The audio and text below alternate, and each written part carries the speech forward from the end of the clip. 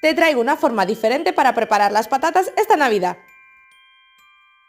Lo primero que vamos a hacer será cocer las patatas, que estarán entre 15 y 20 minutos. Vamos a ir viendo que estén blanditas. Y vamos a ir preparando el relleno, que como siempre ya sabéis que podéis añadir los ingredientes que más os gusten. Yo os dejo abajo en la descripción los ingredientes que he añadido yo.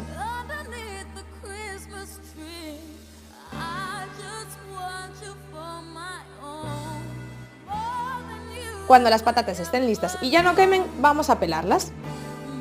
Y con ayuda de una cuchara vamos a hacerle un hueco en el centro de la patata. Pero ojo, no desperdiciéis eso del medio, que lo vamos a utilizar con el anterior relleno.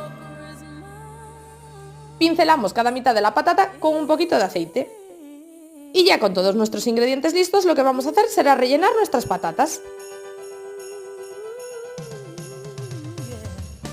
Y ahora solo queda dejar a tus comensales con la boca abierta.